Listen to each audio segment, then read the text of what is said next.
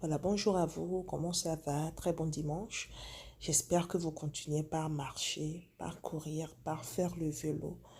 Dès que vous avez la disponibilité, 10, 15, 20 minutes par jour.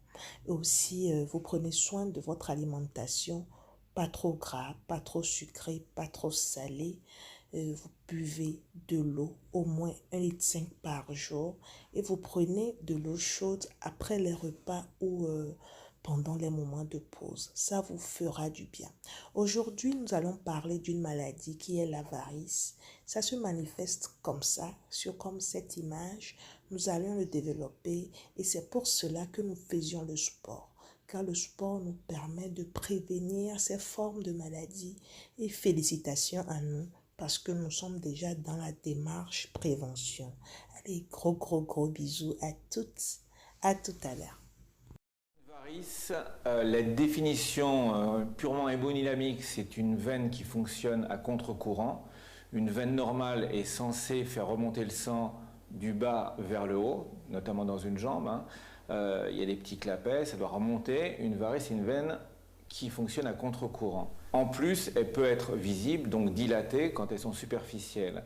Il faut savoir qu'on peut avoir des varices, donc des veines qui ne fonctionnent pas bien, mais qu'on ne voit pas, ce qu'on appelle vulgairement des varices profondes.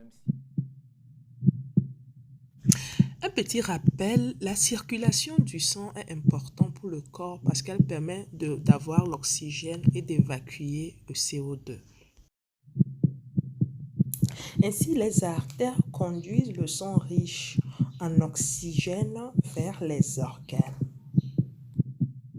Les veines assurent le retour du sang pauvre en oxygène vers le cœur.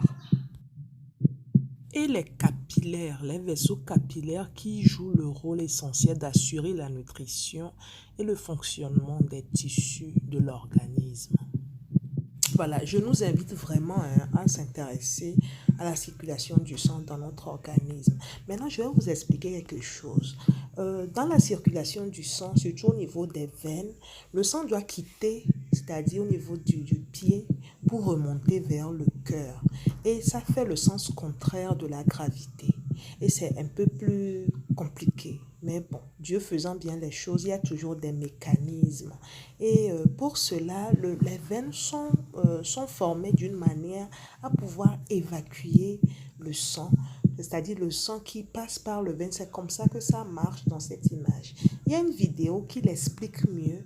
Je vous le fais suivre rapidement et puis on revient. Lorsque nous marchons et faisons de l'exercice, les muscles des mollets se contractent et se relâchent continuellement. Lorsqu'ils se contractent, ils exercent une pression sur les veines.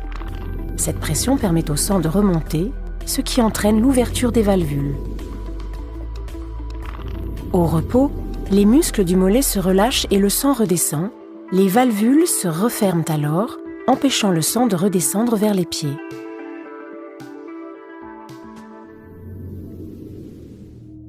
Mais lorsque l'insuffisance veineuse s'installe, les veines se dilatent et les valvules ne se ferment plus correctement.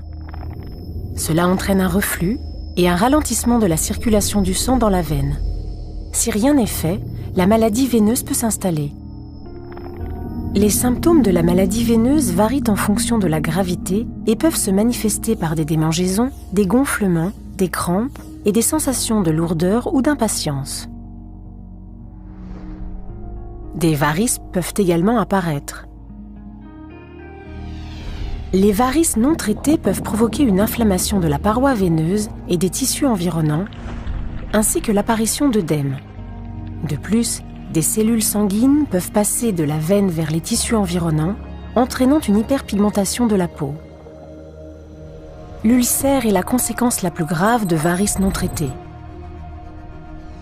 Le facteur de risque le plus important lié à la maladie veineuse est la prédisposition génétique, mais il existe d'autres facteurs tels que la position assise ou debout prolongée, l'obésité, le vieillissement ou la grossesse. Merci d'avoir suivi jusqu'à la fin la présentation sur la varice. Nous restons disponibles. Toujours faisons le sport, marchons, mangeons bien pour notre santé afin d'avoir une vie épanouie. À très bientôt.